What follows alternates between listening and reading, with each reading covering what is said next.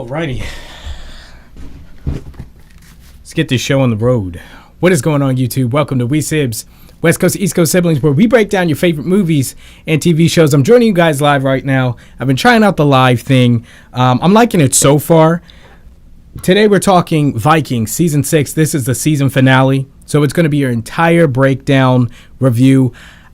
There's a lot that I want to say about this, so I figured I'll just go live and we'll let it be what it is. So obviously this has been a long time coming, and then Amazon on December 30th just released the entire second half of the season, and so I've been kind of trying to take my time, even though my nature is to just rush right through it because it was all there since December 30th. So we're going to get into what happened in this episode, and we're gonna talk about it. Let's start off with Naad, though, or Naad, who was with Oter, Ube, and Torvi. And in their engagements with the natives, he had been super gold hungry. Before we get started, by the way, hit the like button, subscribe, and click the bell so that you don't miss. And so this guy, just the stupidity of this guy. He threw into danger everything that they could possibly have. Not even that they had built a whole lot at that point, but all of it was thrown up in the air. By gold. And here's the thing, you're in new land, right? You've got an entirely new economy in this situation. You don't even know how much gold is there or what's even valuable for trading in this land. I mean, you assume that it's gold, and it's a fair assumption to make. But still, to commit murder, like to end someone's life over that. And what I was most nervous about, I thought he was going to go after the little girl, because the little girl's like, what are you doing here?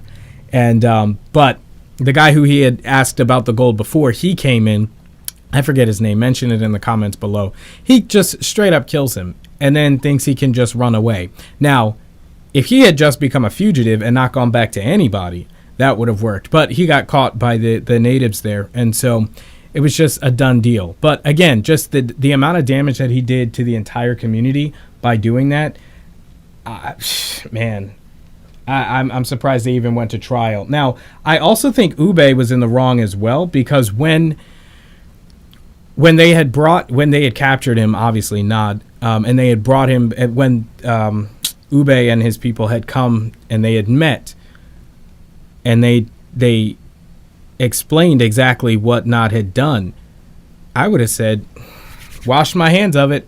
You guys take him.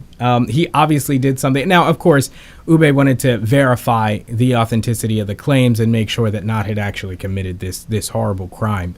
But assuming that they were trustworthy and claiming that Naad had killed their son, like they would have no reason to say that. Once you verified that, I wash my hands of it. I'm sorry. You can't do that. And so for them to say, oh, well, give him back to us and we'll make sure he's punished, what's to say that they would have trusted them, Ube and his people, in the first place? They already allowed somebody that dangerous to get out and to be, and sneak into their camp and kill some of the natives there. So who's to say you can control him now, or anybody else for that matter? So I just thought that whole ordeal was it was dumb of Naad in the first place to do that. But then I thought the way they handled it was also kind of dumb. Why not just have a very public trial, since you did offend the other people group? Just try him in front of everybody, bring forth the witnesses and all that. Yeah, you can talk to him privately if you need to, but once it's verified that this is something that happened, I would let them do to him what they see fit, because it is those people that were offended and not you and your people. Now he's like, now can't you be loyal? You have to be loyal to your people. But Oter made a really good point. He was talking to Ube, and he was saying, what do you see when you see this new land? And they had gotten into a discussion. Long story short, he was like, are we really trying to bring our old ways into this new world when the old ways created that world that we used to live in that we wanted to escape? Without a change, aren't we just doomed to repeat? They say the definition of insanity is doing the same thing over and over again and expecting a different result. So that was kind of at play the entire time. And throughout the whole episode, they were really harping on that theme that the Viking way, the old way, is dying. obviously with certain characters who did end up dying. We already know Harold was dead. Hvitserk actually converted, and Ivar. We'll get to Ivar, but yeah, I just thought that was a really foolish way for him to act. And then he actually got sentenced to be blood eagled, and that never ended up happening. That, I guess, the blood eagle was supposed to be a super honorable way of dying, and if you took it like a real Viking, you would make it to Valhalla. That's what Oter had said. But this dude was not going to get it. It's funny how he wanted to act all tough everywhere else in the episode, even the previous episode, smiling in the faces of the natives there once he was let go, basically. And then in the face of death, he completely crumbled, completely fell apart. So obviously, Floki's back. That was the cliffhanger in the last episode, and in this episode, he explains, how he got to where he is, that he had kind of gotten fed up with the bloodshed, the revenge, the darkness, all that, and he needed a new way of life. Now, we already knew that, but this was the first time that this was introduced to the group in this kind of setting, and so it was nice to see his character again. He's kind of grown up a little bit. He's kind of washed his hands of the entire situation. Like, you guys do what you're gonna do. Even when they asked him like his opinion on certain things, he's like, do what you're gonna do. So that's dealing with them. Now let's get to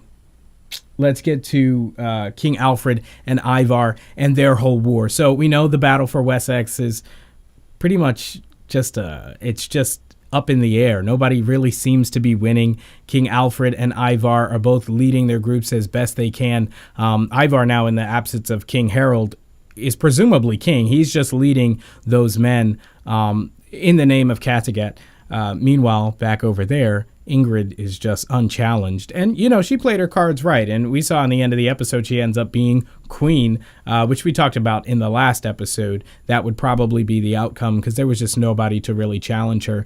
I don't know if that was her plan the whole time, to get everyone to be sent off. Ivar was the one who originally brought up, hey, let's have one last hurrah. Let's go to Wessex. But Ingrid, she just kind of sat back and let them do that.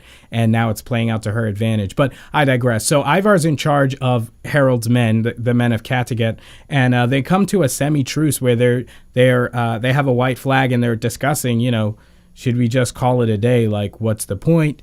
And they decide, no, there's going to be bloodshed. We both care about our people and our religion and these things so much that we're willing to die for it. And so they have this war.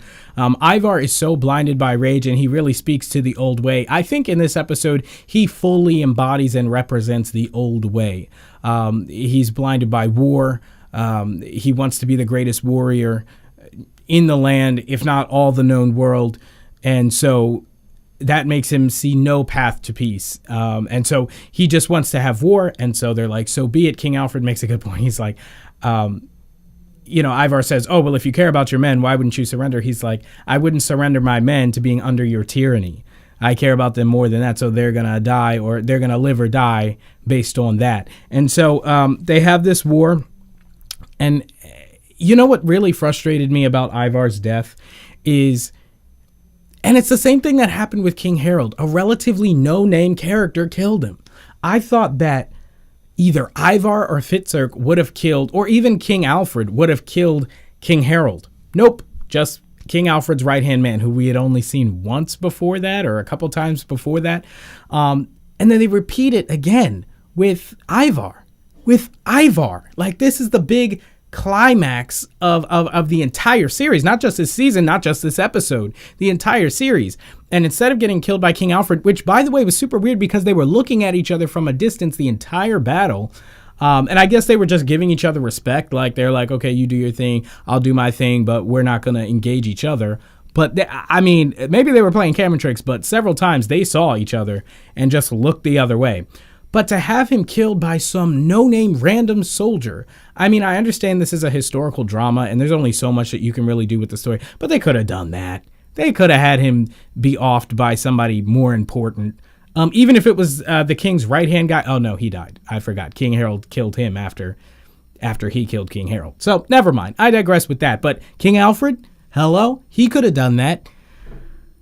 I almost would have rather Hvitserk had done that than soldier number 2. Like, you probably look at the credits, unnamed soldier number 2. He's the guy who did it. So it was just not satisfying in that way.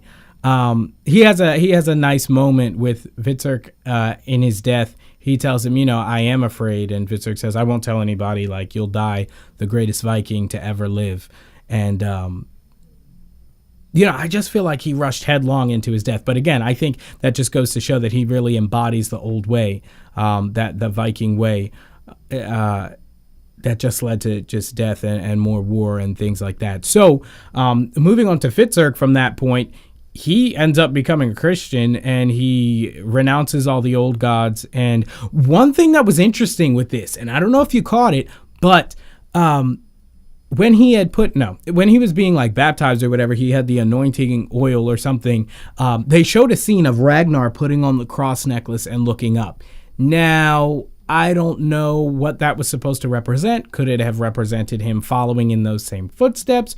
Could it be that he's a sleeper agent still fighting for the old ways in the kingdom of Wessex and with the new Christian religion? There's a lot that could be dug into that. So be sure to hit me in the comments. By the way, I can't see the comments now while I'm live. I'm sure there's a way I could do that. I just have my computer up here. But if you're liking the video so far, be sure to hit the like button and subscribe so that we can keep watching this. Remember, guys, Netflix, they have a series called Valhalla, Vikings Valhalla. And that's the spinoff of Vikings and is coming to Netflix at some point, I think this year, actually. So I'm going to be covering that, obviously. So subscribe and click the bell so that you don't miss that. But yeah, so overall, it was really the end of an era. I really enjoyed this show. I know a lot of people had issues once Ragnar had passed. That was like season 4, a couple seasons back. And then from there, they just started picking off.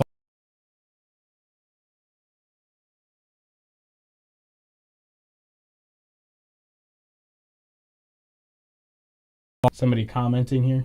Oh no, I thought it was a comment. But yeah, so just with the death of Ragnar and now the death of Ivar, the death of Bjorn, the death of Lagertha, just all these iconic characters that made the show were just being picked off.